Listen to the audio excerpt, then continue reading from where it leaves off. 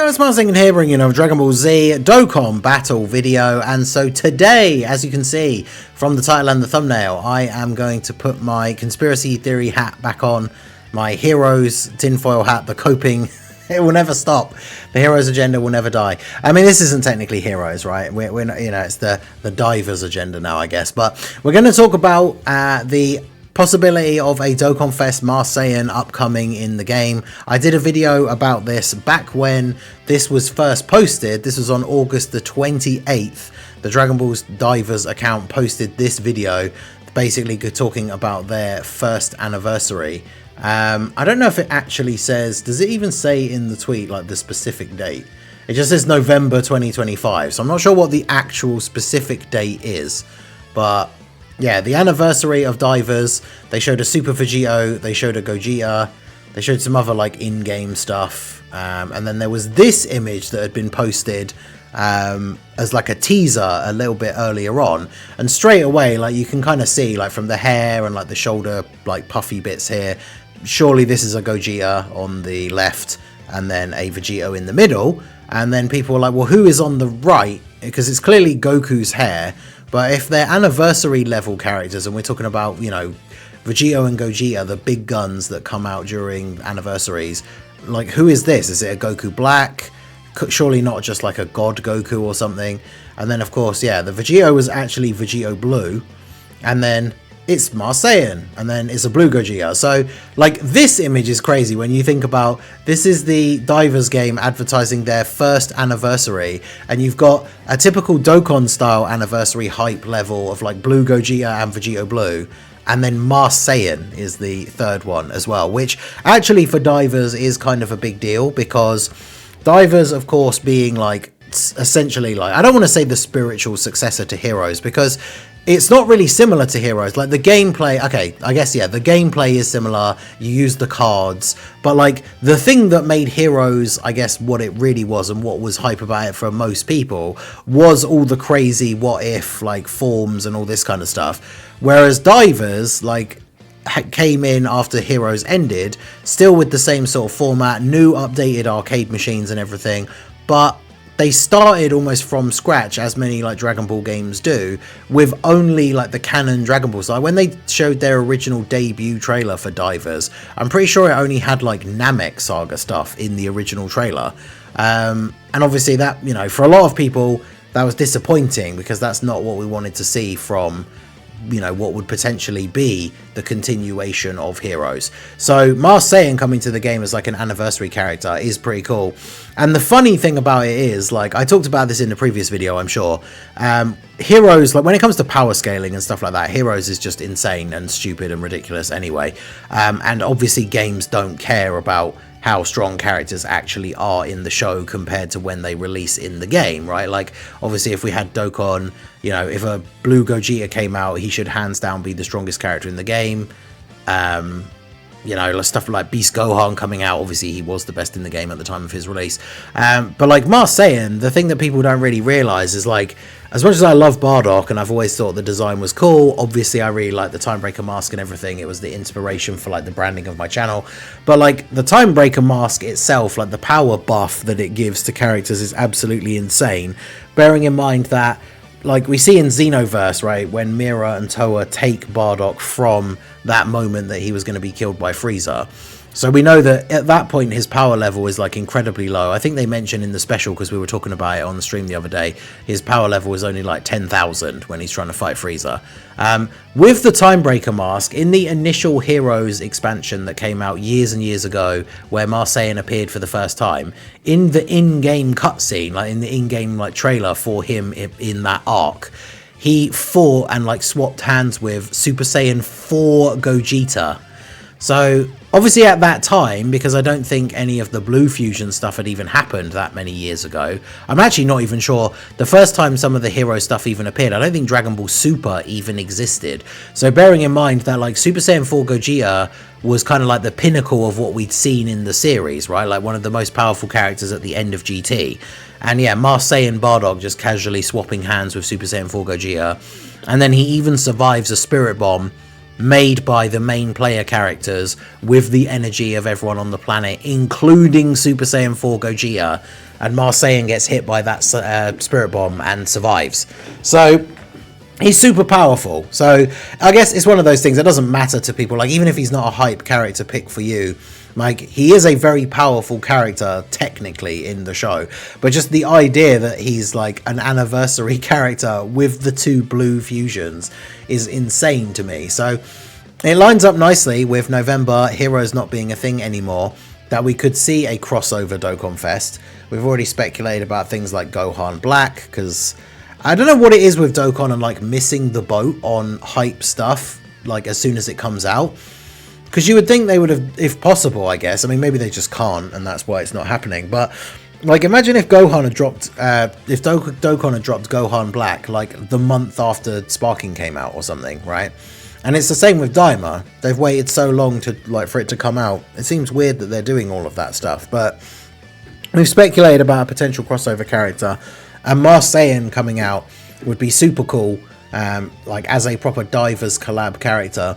And I talked about all of this in the video. Like, none of this is really super different from the speculations that we've made before, outside of my hopes and copes, I guess. But obviously the big thing now, the big change in terms of the landscape of the game, is that we have the release of the Dokkan Fest Baby. And of course, Dokkan Fest Baby leads Corroded Body and Mind.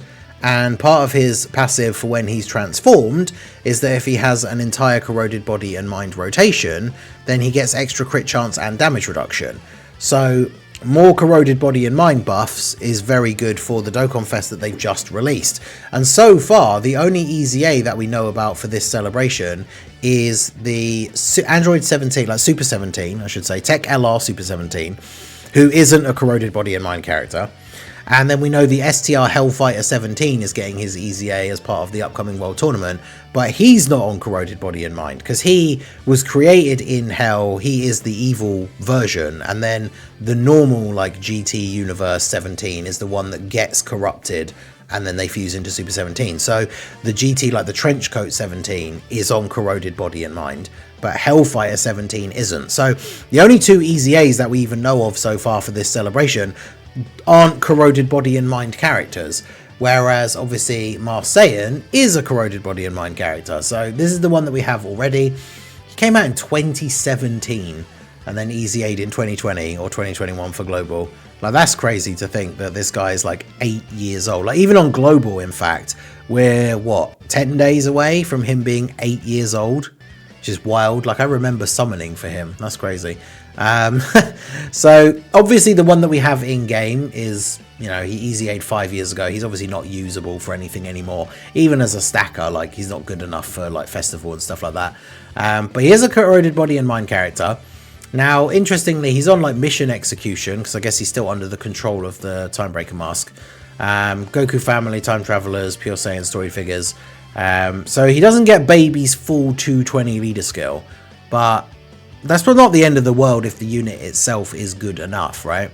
And I did see some people saying, like, I think it'd be too early because the Divers thing is in November. But imagine if this guy was like the Part 2 LR for this celebration, and he's, as a yellow coin LR, he'd have 200% leads.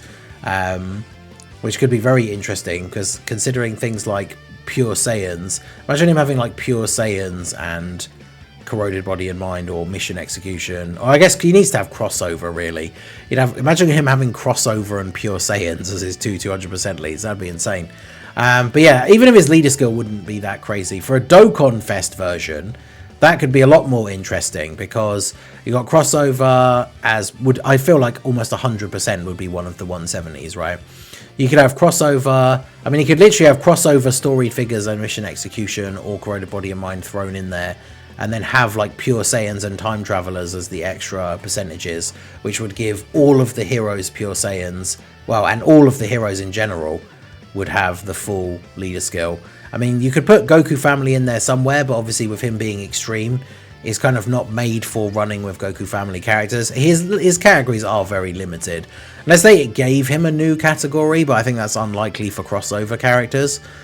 He definitely would be in a weird spot where I feel like any combination of leader skill for him probably wouldn't be crazy for you know, like building a new Extreme team or building a new Goku family team, but would probably be very good for crossover if they then actually continued to buff the crossover category. Because if we look at the rest of the Corroded Body and Mind stuff, like when it comes to big characters that can release, we've just finally got Baby. We got a new Rose as part of the Global Dokkan campaign.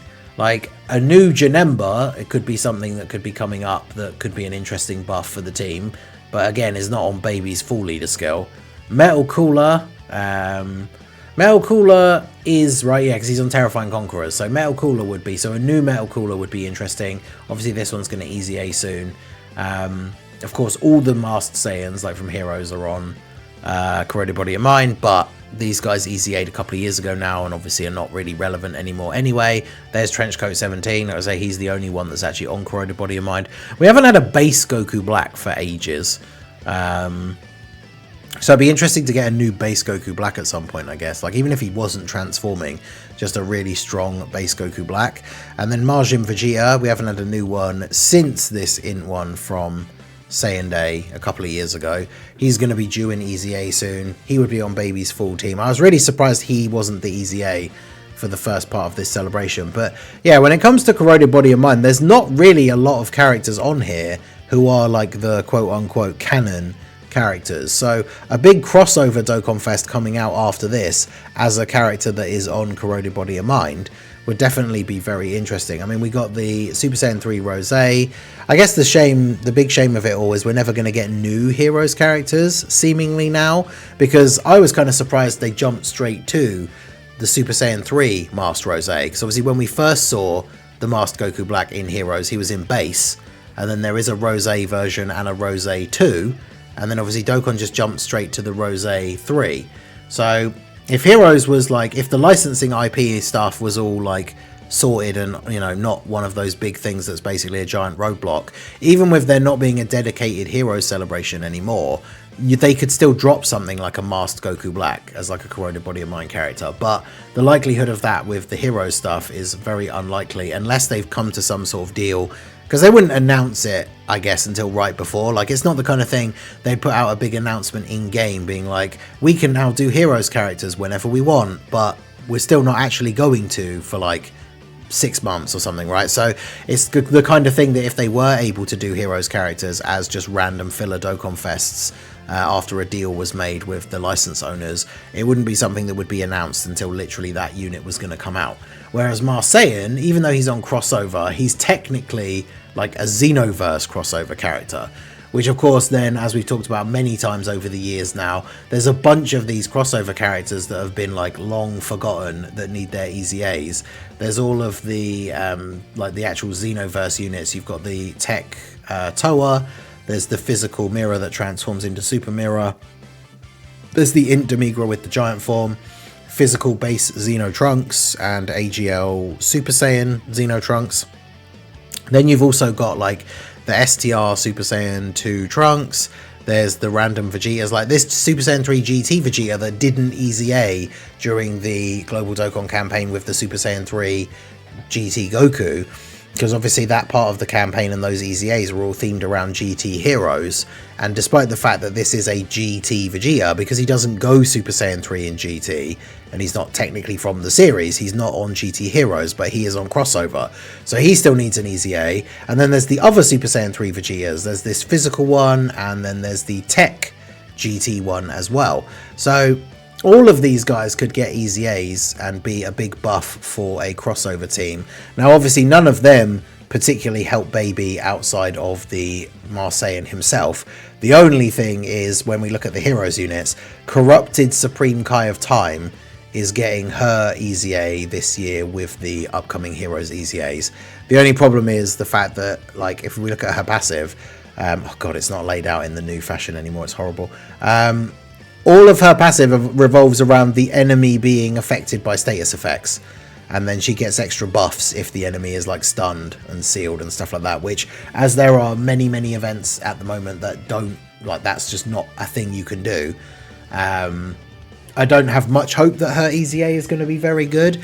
I mean, they could surprise us and just throw on a bunch of like support and stuff on her passive, but because her passive is quite long and it is all involving buffs based on the enemy's status, it seems odd that they would sort of like, not like disregard that, but just kind of that be a thing, as well as her then having a ton of support and some sort of defensive. Like, it feels like most of her kit is still going to be tied around the enemy having status effects, which makes it very difficult for her to actually be really good. And then of course the thing is, you've got Golden Metal Cooler and Tech like Dark Janemba. These guys have the potential to get really good EZAs because they're both really good on release. Unfortunately, these guys are not part of this year's Heroes EZA batch. They won't EZA until next year, and obviously, you know, a year from now, Dokkan Fest Baby is not going to be relevant, right? I mean, he might not even be relevant after the upcoming anniversary, depending on the level of like power creep. So yeah, Corroded Body of Mine is definitely one of those things that's in a very weird spot. And it kind of, I said when Baby's details got released and everything, right, the quality of his team realistically was going to be hinging on the EZAs and stuff that we get. And we didn't get the Majin Vegeta EZA, which is disappointing. So Corroded Body of Mind is in kind of a weird spot. So a Dokkan Fest Masked Saiyan not only makes sense with the Divers crossover potential for the November, because it's Divers anniversary, right? I mean, they did a collab with Heroes, and the time of year that it wasn't even the Heroes like anniversary. Whereas this November is now the Divers anniversary. It makes perfect sense for them to have a Divers crossover. And it doesn't even have to be a full crazy celebration like Heroes, where there were like, you know, 7 new units and 7 EZAs and stuff. It literally just needs to be a Dokkan Fest. And his banner unit could easily be like a Mira or a Toa, or Mira and Toa, or who knows, could be just another Divers character that fits his leader skill that is just a normal, you know, it could just be a Goku or something else, I don't know. But just a Dokkan Fest Masked Saiyan, and then all those EZAs. Throw in some new like events and stuff, and that makes a pretty decent filler Dokkan Fest celebration with a character that, and I know it's not just me, I know Masked Saiyan isn't like the hypest character for the fan base in general, but a lot of people like Bardock, a lot of people like Masked Saiyan. The replies on that thread for the Divers anniversary announcement, a lot of the Japanese community excited for a new Masked Saiyan. So I think this would be really cool, and it makes sense now with the release of Baby.